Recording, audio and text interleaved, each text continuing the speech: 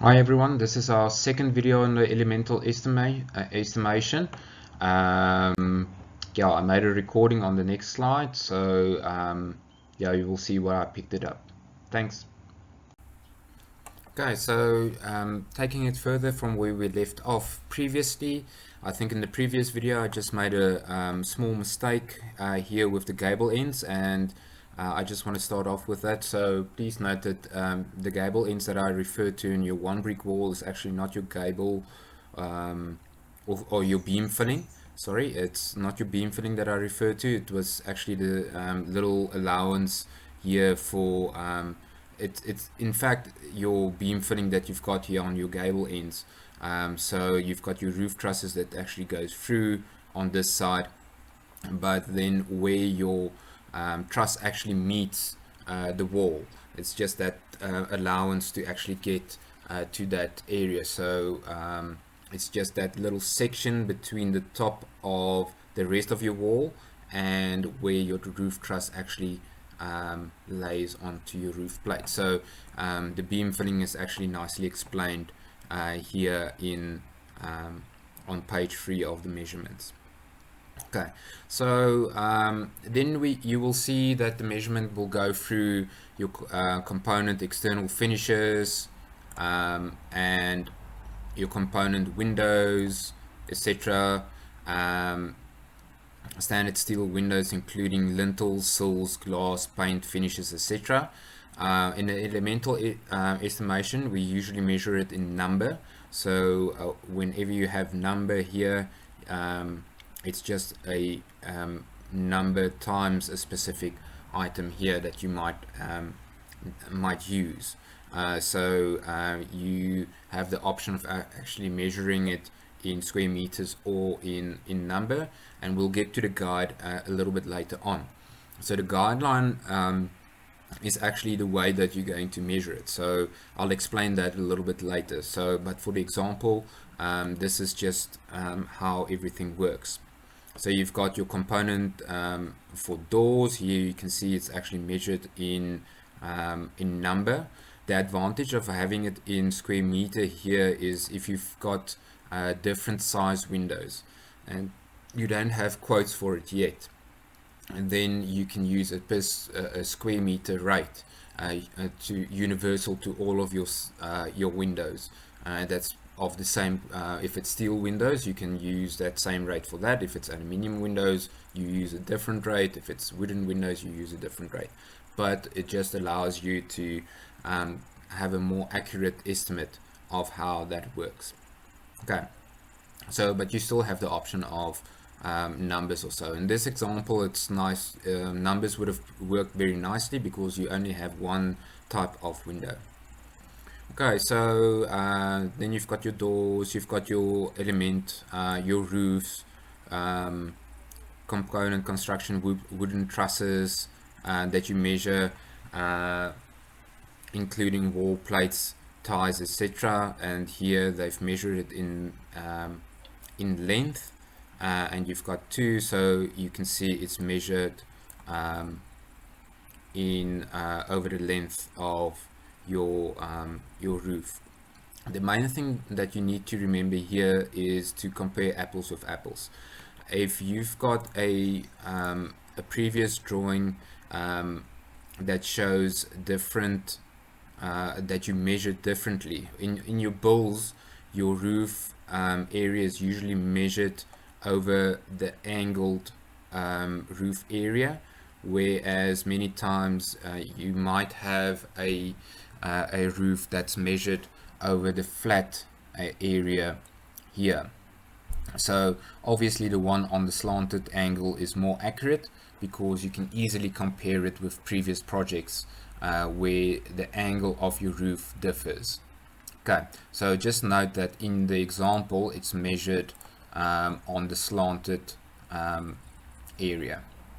Okay, then we've got our component coverings, corrugated coverings. You can see it's the same as what you've got here. And then we've got our component insulation material wool. Here you can see they just used the flat area for that. So that's your think pink, or many of your houses or examples might have something else, so you don't necessarily have insulation separate. It will be included in your ceiling boards. For instance, if you've got lambda board or iso board or whatever, that will be the item that you use, so you don't necessarily have to measure insulation. Then component eaves. Your eaves is the side of your roofs. So this is our fascias. Component verges. Verges is like your barge boards. Your verges is on the side of your gable ends to the roofs. Okay, and then you can see component downpipes. Your rainwater goods is measured here, and it continues like that. Your one brick wall superstructure. This is our interior wall, floor components, etc. So for our purposes, you don't really have to follow all these specific rules. I'll get into the guideline just now. So if you just use the guideline to tick off all of your items that you need to measure, then you will do the same that's been done in the example.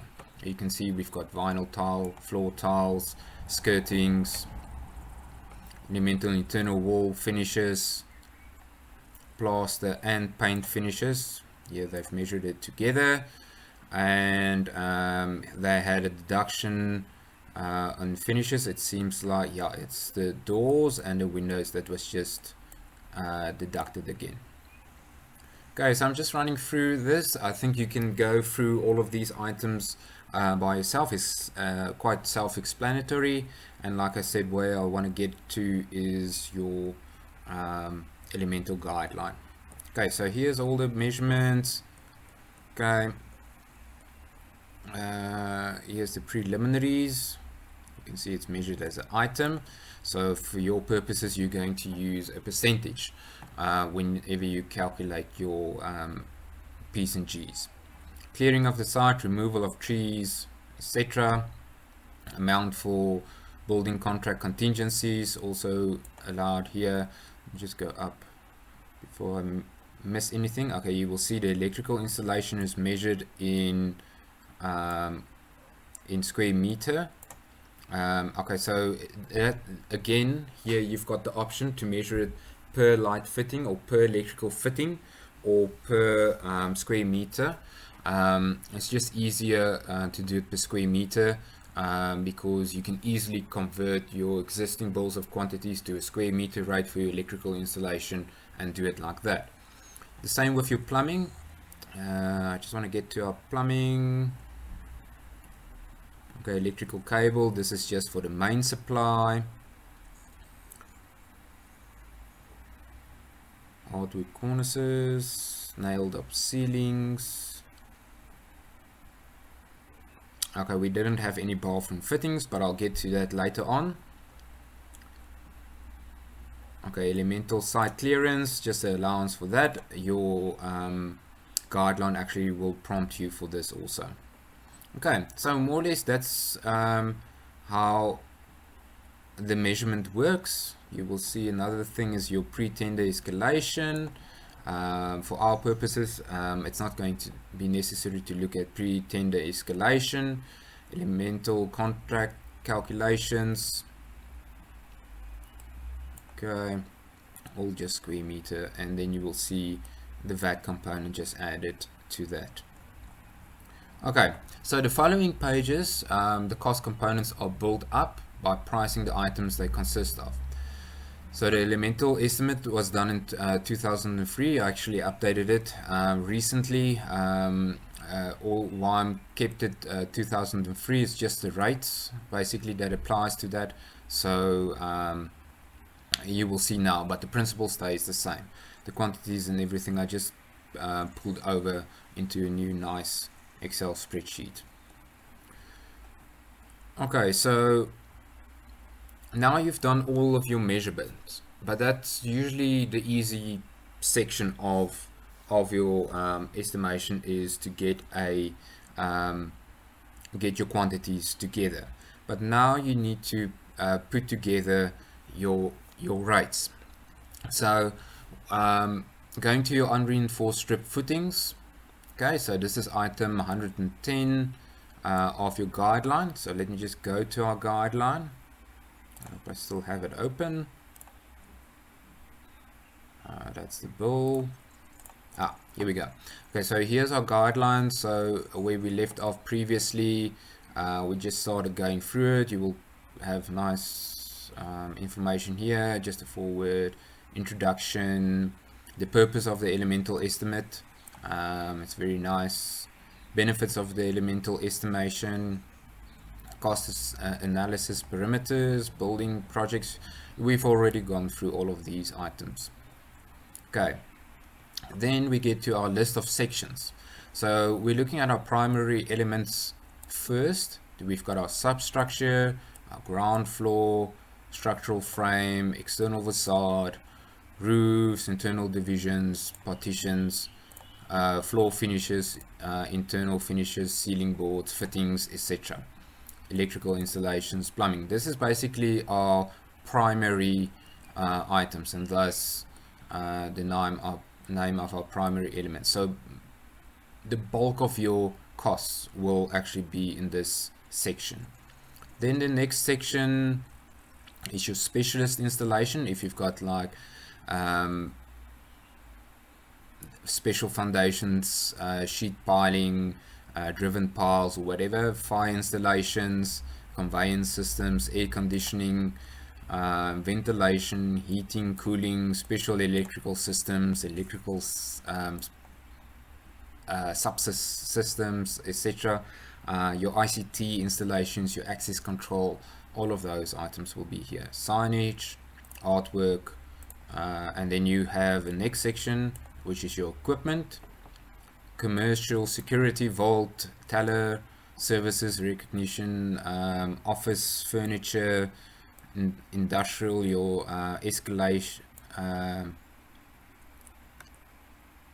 your ecclesiastical something which I don't know what it is, and then you've got library, theater, stage, any items that hasn't been covered, like your audio visual, detention, research, medical installations, vehicular services, parking, loading docks, etc. Any special installations, most of these items won't be applicable. Then you've got tenant installations, like for instance, if a tenant has to install a fiber installation or anything like that, which falls outside of any other installations. Then we've got alterations. If you've got an existing building, I don't think anyone has like alterations where you have to refurbish a new building, but it's measured underneath your alterations. Then you get your external works, and you can see there's quite a lot of external works like pools, minor construction works, etc., garden works. Okay, and then you get to your preliminaries, your contingency allowance, your escalation, your tax, etc. For your purposes, you can allow escalation if you know that you're doing the estimate now and it will take about a year before the construction actually starts, or 3 months until the construction actually starts. So you can use your discretion with regard to this, but in most of your cases I don't think escalation will be a thing that you need to worry about. Okay, so your general allowances, you can read through this. Here's some nice items that you can look at. Risk contingency allowances, price and detailed development of contingencies, construction contingencies, escalations, some explanations on how that works. Okay, then we've got our definitions. This just the symbols and the different units that you might use on during your measurement. Commonly used functional units, Just a nice explanation is parking facilities is like an extra addition, and square meter. Just this is not too important, so don't confuse yourself with all of these items here. So this is actually for each apartments, etc. So if you need to on the summary page, you will see how this is broken down. Okay, so components, just the definitions. Then you've got costs, cost per functional unit, etc. Okay, so I'm just going to skip all of these explanations and get to our actual guidelines. So the schedule of components. So when you do your building, what you will have is you will have this on the one side, and you will have your drawing on the other side, and you will have your Excel spreadsheet on another side. So what you will do is you will go through your primary elements, and you will go through each of these items and tick it off one by one. So what you will do, let me just open our little Excel spreadsheet. Okay, so here's our example. So this is our summary. We've got our elemental summary, and we've got our estimate. So this is our components that we've got here that we're measuring. This is where you will start, and you will link it with your summary, and then your elemental summary, and then your final summary. Okay, and then you will see I've got a rate build up here. So here you will use your previous or your bills of quantities and make the necessary breakdowns to actually get to your estimations. Okay, so just to get back to the example, I'm just going to skip the rate build-up for now. I'll do the rate build-up in a separate video. Okay, so you'll see all of these nice little ways of calculating your rate build-ups. Just scrolling down some more. Okay, so the first thing that you need to do is just to set up your spreadsheet, and what I've done already is I've set up the spreadsheet for you already, so you will see all the different sections listed in this column. You will see it's got its code 100, and so our primary element is our first one is our substructure, and it has a code 100.10, so unreinforced strip footings. So if we look at our strip footings, we've got a strip footing of 800 by 300 by okay, let me just write this in as well. Okay, by 1.3 meters deep. Okay, and it's measured in meters. Where did I get that? I got that from our guidelines. So construction lowest area floor having foundations. Okay, so we this item is not applicable. Our first item will be our item 100.10 unreinforced strip footings. This is just like the overview of everything that we've got here. So you will see everything adds up together. I don't know why this is 936, but in your case it will be our total floor area. Let me just go to our measurements.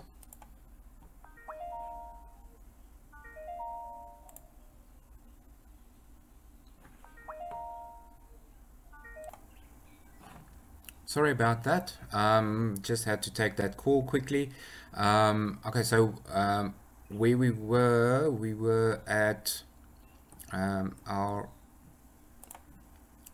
measurements. So construction of lowest floor. Okay, so our length of our plan. So we've measured our length of our plan, but in your total floor area. This is just your total floor area that you add into this section. You will see an example as well. So this is, if you go to your drawing, just 5.44 times your 10.66. So it's our 5.44 times 10.66. Okay, and then we just round it off to 58 square meters. Okay, you will see I'm not too strict on whether this is 59 square meters or 58 or 57. This is just within the range of your measurement. You will see it, the example I think has it a little bit different than I have. If we just scroll down to our summary and get to our first components. Okay, so this is just the examples. Okay, yeah, they've also measured 58, so it's just a 58 that we're going to use there. So just to end off this section of the video, I'm going to just go through the examples. Whenever you set up your elemental estimate. Okay, so now I've gone too far. Just go down a little. Okay, so here's your total example of layout of your elements. So this is what we're currently going through. So it just gives you an example, and they've used external facade. So this is how your brick and block work will look. Here's the description of the item. Here's your measurement. You will see it's measured in square meters as per your guideline, and then your cost rate for that, and you times that together to get that item. So, and then you've got your finishes, curtain walls, windows, doors, and all of that is then added up to your total area here. Okay, so this is just the example from the elemental guideline. Okay.